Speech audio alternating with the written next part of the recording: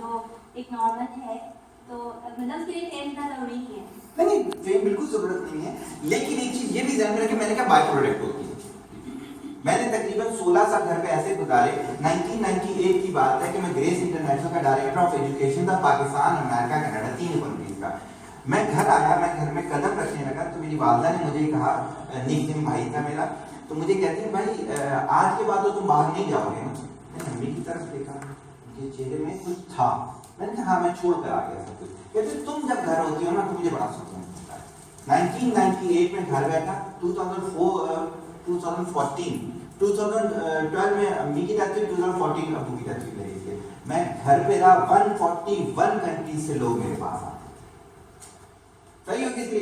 मैं ये कहता हूँ जुमला, मैं कहता हूँ अगर तुम्हारे पास कुछ है तो मिलेगा। सर जैसे हमारे भी टीचर थे कॉलेज में, वो ब्लाइंड थे, मतलब इतने फेमस नहीं है वो, लेकिन हमारी इंस्पिरेशन है। अब देखो यहाँ पे मैं बताऊँ, मैंने कहा बाय प्रोडक्ट होता है, जितनी स्ट्रगल करोगे ना उतना मिलेगा।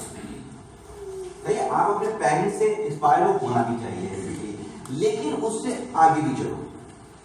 जो उन्होंने अचीव किया ना उससे आगे चलो, उससे आगे के लिए किसी और से इंस्पायर होना पड़ेगा। वहां भी नहीं रुको, उससे आगे चलो, वहां भी नहीं रुको, उससे आगे।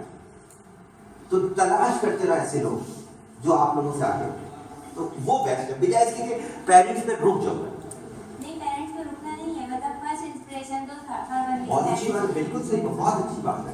होना भी ऐसा ही चाहिए, और पेरेंट्स को भी ऐसा ही होना चाहिए कि बच्चों के लिए आइडियल बने। आगे आ जाते हैं मुनीबा शेख मतारी, कभी इसका नाम सुनाओ? इसका भी नहीं सुना? हाँ यूएन एम्बेसडर है, क्वेटा से आ रही थी इस्लामाबाद की तरफ, तो इसके इन लोगों की जो कार थी वो खाई में गिर गई, और इसके जो लास्ट के 3 मोरे थे वो क्रैश हो गए थे, शोल्डर ब्रेक हुआ था। ये मेजर इंजरी थी। अक्सर ये अपने लेक्चर में जुमला बोला करती है कि जब कोई एक्सीडेंट देखो तो अगर आपको लोगों को निकालना ना आता हो तो निकालो नहीं, तो उसमें जिन्होंने निकाला तो उन्होंने और ज्यादा लॉस कर दिया इनका। तकरीबन 6-7 महीने ये भी आखान में एडमिट रही। तो उसके बाद इन्होंने कहा एक तो ये है कि मैं ऐसी जिंदगी गुजारूं कि लोग मेरे पे तरस खाएं। उसका इन्होंने ऑल्टरनेट किया। उन्होंने क्या किया? स्ट्रगल की। आज ये यूएनओ की इन्वेस्टर, आज लोग इनसे मिलने के लिए बहुत सारी सिफारिश आते हैं। कल मेरा यूनिवर्सिटी में लेक्चर था, तो जब एंड हुई तो उनके एंटरप्रेन्योरशिप का नेक्स्ट मंथ में कोई लेक्चर है, तो मुझे कहते हैं कि सर मुनीबा को अगर कॉल कर दें कि वो आ जाए इसलिए, क्या डायरेक्ट कॉल कर दें? आज कहते हमने अप्रोच किया था तो वो हमें ना 1 साल बाद की डेट दे रही। आज मुनीबा इसलिए ये जो चीज थी ये हमने बनाई अपनी क्या बेस बनाई आपकी। शुरू मैंने कहां से किया? अगर आप देखें मेरी पहली स्लाइड क्या थी, मैंने आपको बताया कि हमारा 2 हिस्सों में डिवाइडेड लेक्चर होगा। दूसरी स्लाइड हमारी क्या थी? हमने आपको एक मोटिवेशनल स्टोरी सुनाई वीडियो फॉर्म में। तीसरी स्लाइड मेरी क्या थी? पर्सनैलिटी की तरफ लेकर आया। फिर मैंने आपको मिसालें दी कि जो बाकायदा ये साबित करती हैं कि अगर आप अपनी पर्सनैलिटी पे काम कर लो तो आप क्या करते हो? You got. सही होगी। अब आगे चलें कि हम कहां पहुंच रहे हैं। अब जो वीडियो है ये तो गालिबन आपने देखी ही होगी।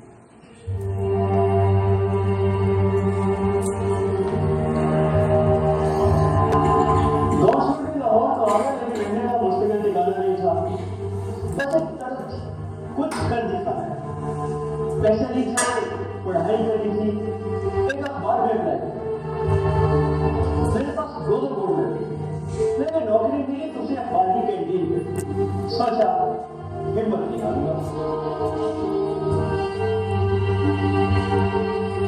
हिम्मत उस वक्त मेरी आ रही थी जब एक मामूली स्कूल में पढ़ता था और आप देखे थे इसे अच्छे स्कूल में पढ़े। अपने मकसद को पाने के लिए वॉल शॉकिंग भी की, एक्चुअल में मजदूरी भी की। मजदूर का बेटा हूं, मैं क्यों उसे चलता? और हाँ, हिम्मत उस वक्त भी आ रही थी जब नौकरी के लिए इंटरव्यू में कभी दोस्तों के कपड़े और कभी बहन के जूते पहनते थे। मैं कुछ कर दिखाना चाहता, पढ़ना चाहता। एमएससी के बाद 1800 की नौकरी मिली और साथ में जाने कि ये रेडी लगाएगा, ठीक मांगेगा। ठीक ही कैसे दे दो, रेडी ही तो लगाइए मैंने खाबों के लिए। मैं कैसर अब्बास, एक इंतहाई कामयाब मैनेजमेंट ट्रेनिंग कंसल्टिंग कंपनी का मालिक। कैसर अब्बास के बारे में कोई जानता हो? ये कौन जानता है? कभी नहीं जानता। सही है। देखिए यहां से एक चीज मुझे क्या पता चल रही, जो आगे मैं बोलूंगा भी आपको, आप लोगों की रिसर्च की हैबिट सही होगी। दैट्स व्हाई आपके पास डेटा ही नहीं है। जब आपके पास डेटा ही नहीं है तो आप कैसे आगे जा सकते हो? आपको अगर ये पता ही नहीं है कि जो मोबाइल है आज उसको मटेरियल की जरूरत ही नहीं है। EPR एक चीज होती है, आइंस्टाइन प्रोड्यूसर एक्सपेरिमेंट कहा जाता है। अगर मैंने इस लैपटॉप को यहां से कन्वर्ट करना अमेरिका में तो ये ऐसे करके हो जाता है, या हो गया है, जो पहले कार्टून्स में होता था। आपको पता ही नहीं है तो सोचोगे क्या? कैसर अब्बास की थोड़ी सी स्टोरी सुना दो, मुलाकात है मेरी इससे। कैसर अब्बास जो था बहुत ही गरीब फैमिली से, चने भी बेचे इसने, इसके पास इतना भी नहीं था कि एक दफा जिस स्कूल में ये पढ़ता था, पीले स्कूल में, इसके सामने स्कूल में इंग्लिश मीडियम था, ये वो यूनिफॉर्म भी नहीं खरीद सकता। तो फिर इसने किसी अपने कजन के साथ मिलके एक शर्ट वगैरह खरीदी और उसने तस्वीर खिंचवाई ताकि मैं इंग्लिश मीडियम का बच्चा लगूं। वहां से इसकी स्ट्रगल शुरू हुई। डबल गोल्ड मेडलिस्ट था ये। फिर ये गया जंग इकबाल में नौकरी करने के लिए, डबल गोल्ड मेडलिस्ट, ये भी ध्यान रखें। जब वो इंटरव्यू देने गया था तो उसके पास कोई कपड़े नहीं थे पहनने के लिए, मांग कर गया था, चप्पल नहीं थी, अपनी बहन की चप्पलें पहन के गया। इसको नौकरी नहीं मिली थी, जो कि स्पेस फिल हो चुकी थी। जब ये जाने लगा, परेशान हो गया, तो उन्होंने कहा कि एक जॉब है हमारे पास, डबल गोल्ड मेडलिस्ट, ये ध्यान रखिएगा मात्र। उन्होंने इसने पूछा क्या कौन सी जॉब है, तो कहा कैंटीन पे जॉब है, चाय की कैंटीन जो होती है वहां पे। इसने कर ली जॉब। फिर इसको पता चला कि कंसल्टेंसी भी की जा सकती है, इसने ट्रेनिंग्स करवाना शुरू किया। इसका कोई ऑफिस नहीं था। एक दिन इसके दोस्त ने इसको कहा कि मैकडोनल्ड जो है ना, अगर चाय ना भी पीनी हो तो बैठने से मना नहीं करता। 2 साल तक मैकडोनल्ड में बगैर चाय पिए वहां बैठ के अपना ऑफिस चलाया। आज ये एक सिग्नेचर करने के जो है वो मिलियंस के साथ चले। आज इसका लेक्चर रखवाना हो तो मेरा ख्याल है अप्रॉक्स 1.5 मिलियन एक लेक्चर के लिए। क्या है पीछे? कुछ चीजें हैं। एक तो मैंने ऊपर लिखा है, नेल्सन मंडेला की मिलती जुलती सेइंग है, एजुकेशन रेवोल्यूशन लाती है। तो इसका कॉन्फिडेंस था एजुकेशन के ऊपर। अगर नेल्सन मंडेला के बारे में साउथ अफ्रीका का जो था आपको पता हो तो उसको बहुत सारी ऑफर्स हुई, लेकिन उसने कहा था मेरी कौम चेंज होती तो कैसे चेंज होती? एजुकेशन। अब देखिए इस जुमले के पीछे हकीकत बताता हूँ। हमारे पाकिस्तान में कोई भी बड़ा आदमी जो है उसके बरसी आते तो क्या होता है? छुट्टी होती है। और साउथ अफ्रीका में जब नेल्सन मंडेला की बरसी आती है तो क्या होता है? इतना ज्यादा जुमला नहीं है, जुमला इससे भी ज्यादा मजेदार है। नहीं, इससे भी ज्यादा मजेदार है। कोई बताए? 1 घंटा ज्यादा काम करते हैं। एग्री? बकरियों का लीडर शेर हो तो सारी बकरियां शेर बनती हैं। शेरों का लीडर बकरी हो तो सारे शेर बकरी हो जाते हैं। एग्री? आ जाते हैं कैसर अब्बास की तरफ। तो कैसर अब्बास की इस वीडियो से एक तो मुझे बात पता चल गया, फिर मुझे ये भी पता चला कि सक्सेस की डेफिनेशन क्या होती है। आपने मुझे बताया कि कामयाबी किसे कहते हैं? गोल अचीव करने। गोल क्या होता है? जो टारगेट बनाया हो, जो टारगेट है। इन्होंने कहा कि गोल अचीव करना। अब देखिए मसला यह है कि इस दिमाग के अंदर इतना पागलपन भरा हुआ है कि कोई बोलता है और शुरू हो जाता हूं। अब तुम्हें वॉन गॉग की स्टोरी सुनाता हूं। वॉन गॉग एक फ्रेंच आर्टिस्ट था, पेंटिंग बनाया करता। उसने कहा कि मैं ना सन बनाऊंगा, सूरज, और ऐसा बनाऊंगा कि लोग में ओरिजिनल को भी भूल जाएं। वो रोजाना कैनवस बाहर रखता और बनाना शुरू कर देता। 1 साल, 2 साल, 3 साल, 4 साल, 5 साल, 6 साल, 7 साल, 8 साल, 9 साल, 10 साल, उसने ऐसा सूरज बना लिया जो कि ऐसा लगता था हकीकी। वो बहुत खुश हुआ, उसने मीडिया को बता दिया, उस दौर का जो भी मीडिया था, प्रिंट मीडिया, वो आ गए, उन्होंने देखा, उन्होंने कहा वाकई वो रातों रात मशहूर हो गया। अगले दिन जब मीडिया वाले उसके अगर इंटरव्यू लेने आए तो वो खुदकुशी कर चुका था और उसने एक लेटर लिखा था, कहते मैं पूरी जिंदगी ये समझता है कि ये नहीं हो सकता, ये तो अचीव हो गया, अब मैं क्या करूंगा? सही होगी। तो क्या होती है, सक्सेस गोल पे नहीं होनी चाहिए, गोल अचीव होना चाहिए, लेकिन सक्सेस इतना मजेदार जुमला है, इसके लिए कोई बड़ी चीज होनी चाहिए। कहते हैं ना कि जिस कैलिबर का रिजल्ट होता है उस कैलिबर का इनाम होना चाहिए, तो इसी तरह से तो कोई और मुझे सक्सेस की डेफिनेशन, सक्सेस की डेफिनेशन नॉट एक्सक्यूजेस, समझिए फिलॉसफिकल है, थोड़ा सा समझा दें। कुछ भी करने के लिए आगे बढ़ना है, एक्सक्यूज नहीं देना है। नहीं, ये तो सही है, लेकिन सक्सेस किसे कहें? सर एक जगह पर स्टे नहीं करे, इंसान कुछ कुछ अर्से बाद आगे बढ़े। आगे बढ़े, एक कामयाबी का दूसरी कामयाबी, सही है, आगे बढ़े, कामयाबी बिल्कुल सही, जिससे हद तक सही है कि और अच्छा हो, प्योरीफाई हो, और अच्छा और अच्छा, आगे बढ़ते रहना और कोई अच्छा। ट्रस्ट ऑफ नॉलेज, ये भी बहुत अच्छा है। जिस दिन इंसान ने ये पहचान लिया ना कि वो इंसान है, मेरा ख्याल है ये उसकी सक्सेस। ह्यूमन का वर्ड कहां से निकला, अगर आप में से किसी को पता हो? ह्यूमन किसे कहते हैं? लैंग्वेज के टीचर भी आपके अंदर बैठे हुए होंगे। लेफ्ट को लेफ्ट क्यों कहते हैं, राइट को राइट क्यों कहते हैं, आपको बताएगा? वुमेन को वुमेन क्यों कहते हैं? नहीं बताएंगे? हाँ बताएं। ह्यूमन संस्कृत का वर्ड है hu mean divine, man mean mind, जन्नती दिमाग को कहते हैं ह्यूमन। लेफ्ट नेगेटिव को कहते हैं, राइट पॉजिटिव को कहते हैं। हिंदू नमस्कार करता है, नेगेटिव पॉजिटिव रेस लेके आगे फेंकता है। हर चीज के अंदर नॉलेज भरा हो, जब तक उसको इस तरह से नहीं करोगे तो आपको वो समझ में नहीं आएगा। तो मैंने कहा जब आप ये पहचान लेंगे कि सक्सेस आप इंसान हैं और इंसान का काम क्या है, जन्नती दिमाग है, तो उस जन्नती दिमाग को इस्तेमाल करना है। इसने इस्तेमाल किया, इससे पीछे जितनी मैंने चीजें दी सबने इस्तेमाल किया। हम इस्तेमाल नहीं करते, हम सक्सेस में नहीं है, वो इस्तेमाल करते हैं तो वो सक्सेस पर है। There is a difference. What is the difference hard working and smart working? Smartphone तो सबके पास होगा, तो स्मार्ट का मतलब भी बता दें सारे। हार्ड वर्किंग, स्मार्ट वर्किंग, कोई भी मुझे बता। Smart working means struggle, only to show the struggle, not in actual. Sir hard working sir एक बार ये नहीं सोचना कि ये छोटा काम है, जो उसको मतलब बेहतर लगे किसी के लिए वो करना चाहिए, वो स्मार्ट वर्किंग।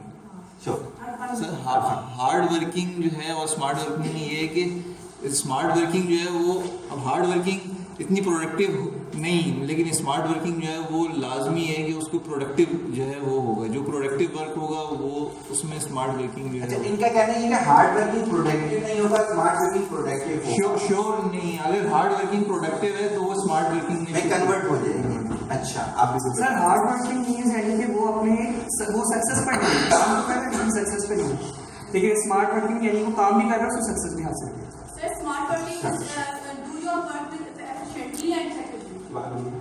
सर जैसे कि एफिशिएंटली मीन्स आपका ये कि आप जो है उस काम को मतलब आप उसमें कोई मिस्टेक ना हो, और इफेक्टिवली आपका ये हो सकता है कि आप स्मार्ट में गलती नहीं है। सर स्मार्ट वर्किंग ये कि आप शॉर्ट टाइम में अपने और मतलब और दूसरे रिसोर्सेज यूज करते हैं, बस इसको शॉर्ट टाइम में अपना जो आपका ऑब्जेक्टिव है वो अचीव करें, और इसके लिए आप अपनी इनपुट कम दें और आप उसका आउटपुट ज़्यादा। अब मुझे एग्जाम्पल देते, मुझे डेफिनेशन समझनी है। अक्सर टीचिंग स्टाइल में कोई डेफिनेशन समझना है तो एग्जाम्पल दे देते हैं, मुझे एग्जाम्पल सर जैसे कि आपका कोई भी ऑब्जेक्टिव है, एग्जाम्पल जैसे आप कह रहे थे कि आपका कोई प्रोजेक्ट है जो कि आपने किसी एक टाइम में कंप्लीट करना है, ठीक है? का नाम लीजिए। सर मैंने ध्यान लगाना है। अभी आप हसन मैंने साथ में दिए, यूआनी रट्टे कहते हैं, यूआनी रट्टे का नाम सुना होगा आपने। सारे नाम का ये दीवाने टटले तालिबान ने पकड़ ली थी एक सहाफी, नहीं ये 3 से 4 महीने की कैद में रही थी, बाद में मुसलमान हो गई थी, मरियम उसका नाम था, बहुत बड़ी थिंकर है वो। दीवाने टटले कहती है कि अगर आपने घर की झाड़ू देनी है तो उसको भी प्रोजेक्ट समझो। वर्ल्ड में कई किताबें ऐसी पब्लिश हुई हैं छोटे छोटे कामों में ना, वो बताती है कैसे करना होता है, खाना कैसे खाना होता है, सही है, आप झाड़ू कैसे लगानी होती है, पानी कैसे पीना होता है, ये भी है। तो मैंने रियल एग्जाम्पल देखी है, जिस तरह नहीं किया था मैंने आपको। सर एक आपकी तारीफ से घर की झाड़ू लगाना, ठीक है, अब आपने उसको इस तरीके से मैनेज करना है अपने वर्क को कि अब वो काम जो है, जो काम 1 घंटे में होता था वो किस तरीके से वो 30 मिनट्स में होता है। अब मैं आपकी बात समझ गया, देखिए बिल्कुल सही बात है। एग्री। अब देखिए मैं इसी की ना मिसाल दे देता हूँ। हमारे घर में ना मेरे भाई आर्मी में बिलोंग करते हैं, तो उनका स्वीपर आता था, वो प्रोफेशनल स्वीपर था, एक वो पास के घरों में काम करते। जब वो आता था ना तो वो पहले रुक के ना सारे काम को डिवाइड करता था, देन करता था, तो उसके काम में और मासियों के काम में बड़ा फर्क। सही, मैं आपकी बात गेट कर दिया। अब मैं बताता हूँ उन्हीं की मिसाल से लेके चलता हूँ। अच्छा, बहुत अच्छी मिसाल, नाम क्या था आपका? सबा। सबा का क्या मतलब होता है? सबा का मतलब है हवा। कौन सी वाली हवा?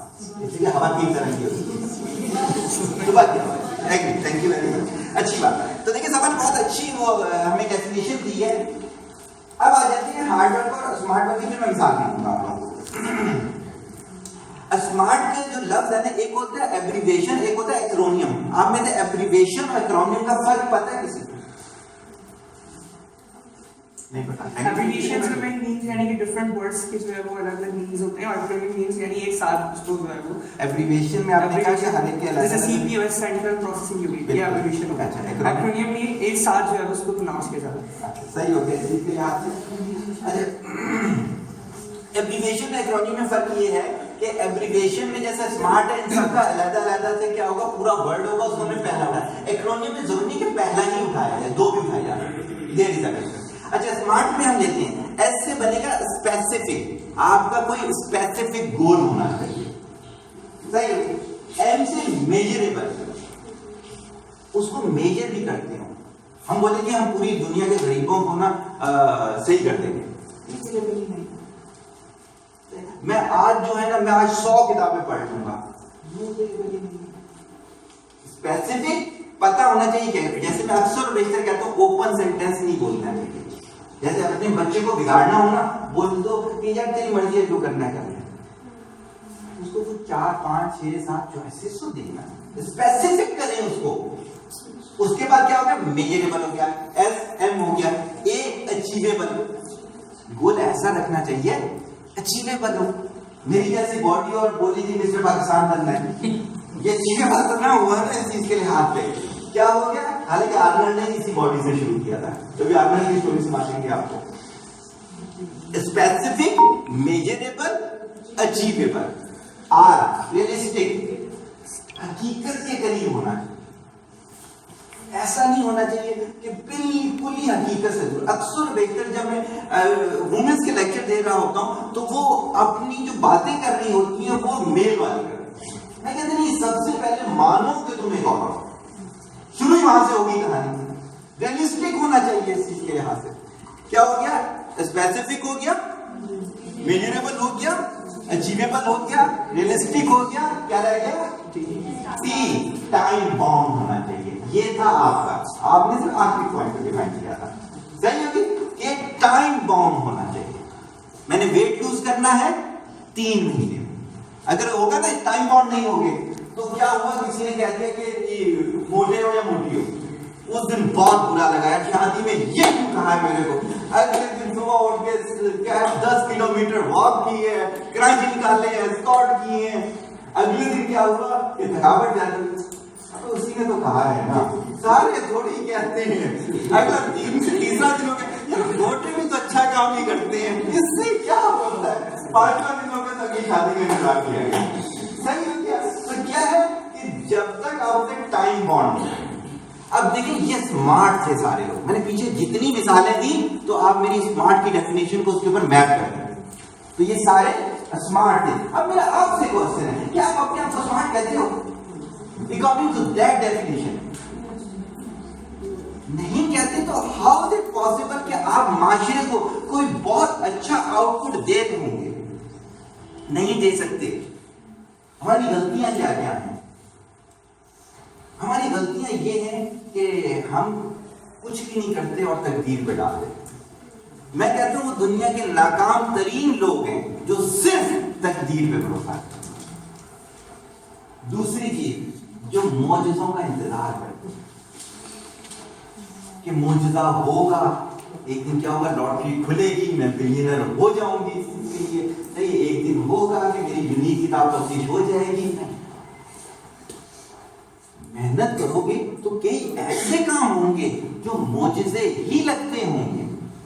मैंने जब टाइम टोपोलॉजी एक नई मेरी किताब थी, नया सब्जेक्ट डिजाइन किया था वर्ड में, तकरीबन 42 लैंग्वेज में इसकी ट्रांसलेशन हो चुकी है। टाइम टोपोलॉजी, मुझे फादर ऑफ टाइम टोपोलॉजी कहते हैं। तो आप यकीन करें, मेरे को यहाँ से आपके रशिया से और फ्रांस से कुछ साइंटिस्ट ने फॉरवर्ड किया था मैसेज, कहते तुम्हारे दिमाग में ये आइडिया आया कैसे? मैंने बस रिसर्च कर रहा था, काम कर रहा था, तो एक दिन आया टाइम को 3D भी लेके चलता, तो उस तरह कर दिया।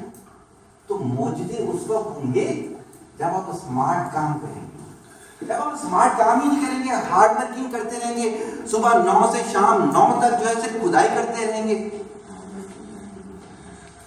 तो there is a difference between smart working and hard working. Any question? Sir आपने थोड़ा सा टाइम टोपोलॉजी बोला, क्या बोला इसके बारे में थोड़ा डिफाइन करिए। ये टाइम डिवीजन है इसमें, या क्या आप इसमें आपने क्या बताया है? आप इस तरह से एफर्ट टाइम करते टोपोलॉजी हैं सही हो गया इस चीज के लिहाज से।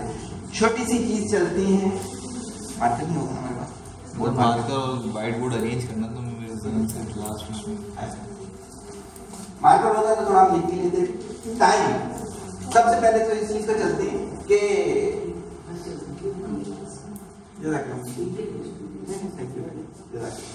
टाइम किसे कहते हैं?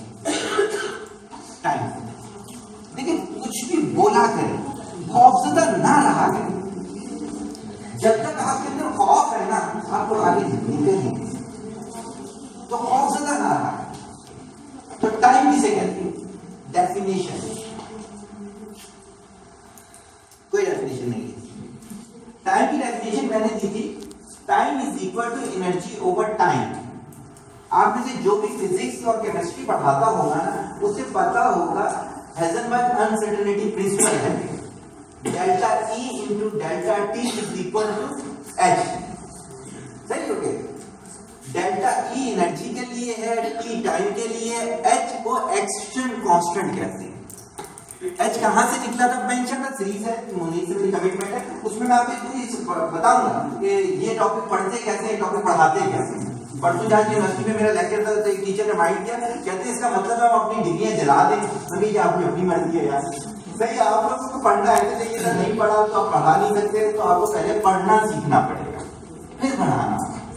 जब तक अच्छे टीचर नहीं बनोगे ना, अच्छे स्टूडेंट प्रोड्यूस नहीं करोगे। तो मैंने ये बताया आपको, T is equal to delta E over, यानी एनर्जी ओवर आपका एक्शन आ गया।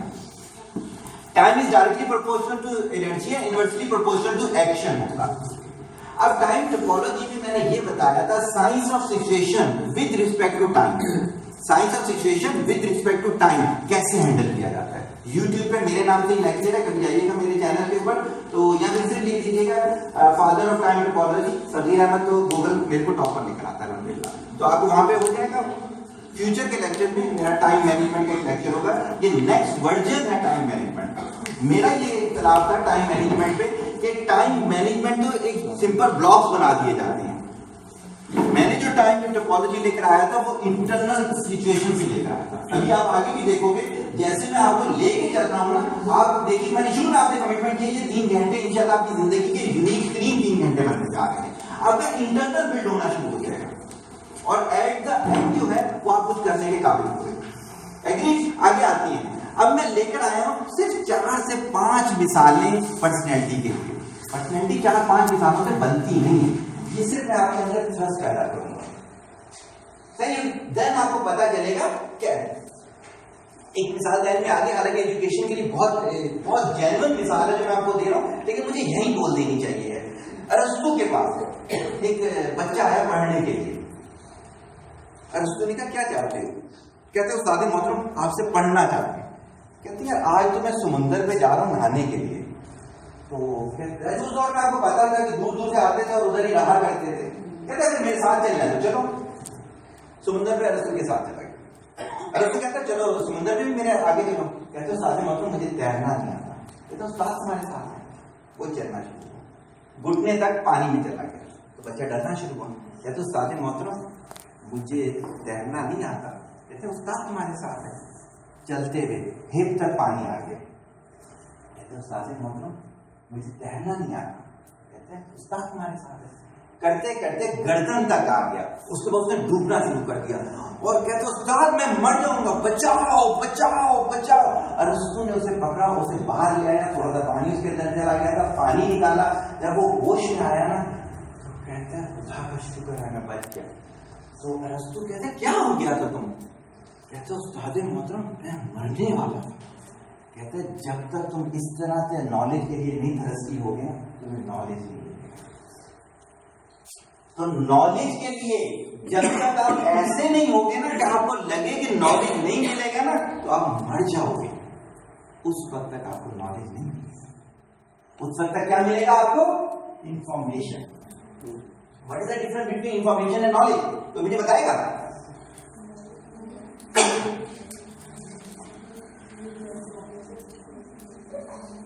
आपस में नहीं बताए, मुझे बताए। मुझे लग रहा है मेरी हिम्मत कर रही है आप लोग। अच्छा ये इंफॉर्मेशन होती है एक्स्ट्रा अच्छा नॉलेज में आप ज्यादा से ज्यादा सीखने की होती। कोई और बताए? बोले बोले जैसे इत्तला होती है। इत्तला होती है ब्रेकिंग न्यूज होती है। यहाँ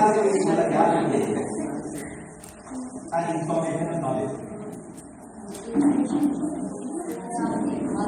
नॉलेज को आपको ज़्यादा से ज़्यादा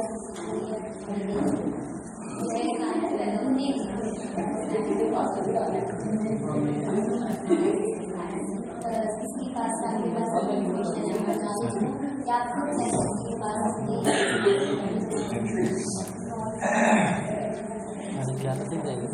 इंफॉर्मेशन और नॉलेज। पहले एग्जाम्पल देता फिर आपको समझा रहा हूं क्या होता है कि इंफॉर्मेशन ये होती है कि आपको पता है कि सुबह उठना है। अगर आप सुबह उठते हैं तो आपके पास नॉलेज गेट किया। इंफॉर्मेशन ये होती है कि पढ़ना होता है, नॉलेज ये होता है कि आप पढ़ते हैं। इंफॉर्मेशन ये होती है कि कुछ पाने के लिए कुछ खोना होता है। इज इट ट्रू और नॉट? कुछ पाने के लिए कुछ खोना होता है। इज इट ट्रू और नॉट? ट्रू। 100% फॉल्स। कुछ पाने के लिए बहुत कुछ खोना होता है। सही बात है। तो इंफॉर्मेशन क्या है? सिर्फ डेटा। नॉलेज ये है कि वो मजबूर कर दे एक्शन पे। सही होगी। There is the difference. बात हमारी चली थी पीछे से हम सीक्वेंस बनाते हुए लेकर आए थे। मैंने क्या प्रॉपर्टीज से बतानी है, किसको कौन कौन जानता है? कोई नहीं जानता। ओके जी। बेसिकली फ्रांस की जो मिनिस्टर ऑफ एजुकेशन है बकरियां चराया करती थी। वहां से इसका सफर शुरू हुआ था। लेकिन अगर हम पर्सनैलिटी वाली डेफिनेशन पे देखें तो इसके अंदर विल थी, इसकी थॉट बनी, थॉट से इसने पढ़ना शुरू किया, पढ़ने से इसने आदत बना ली पढ़ने को। वो उसने इसको क्या किया? कैरेक्टर में कन्वर्ट किया, टारगेट वेल डिफाइन हुए और इसने अचीव किया और फिर वो क्या बन गई? Minister of education. दोनों पिक्चर साथ उन्होंने लगाई हुई हैं। पहली चीज मैंने आपको बताई जो पीछे वाले उसमें था क्या था कि उसका विजन वेल डिफाइन था। उस स्लाइड पे मैं दोबारा से आ जाता। Struggle with vision aim. यहां पर एम मुझे बताना पड़ेगा। आपके ख्याल से एम क्या होता है? What is the difference between aim and needs? दो चीजें होती हैं, एक होती है नीड्स, एक होती है एम। दोनों में क्या फर्क है?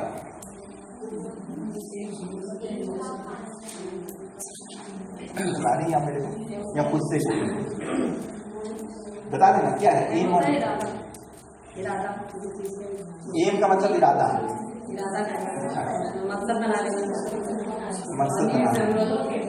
जरूरत जिंदगी के आपको जिंदगी में आपको किस चीज़ की जरूरत है जिंदा रहने के लिए, स्ट्रगल करने के लिए, और अचीव आपकी एम ये होती है कि आपको आगे बढ़ के क्या करना है, जिंदगी में कहाँ पहुँचना है। एग्री। और कोई बता दे, और अच्छी चीज मेरी डेफिनेशन लीजिए जी।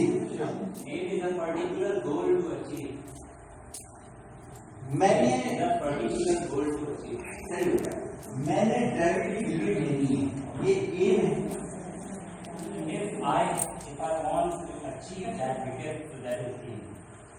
ओके, मैंने विकेट ले ली, मेरी जिंदगी खत्म, मेरा एम अचीव हो गया।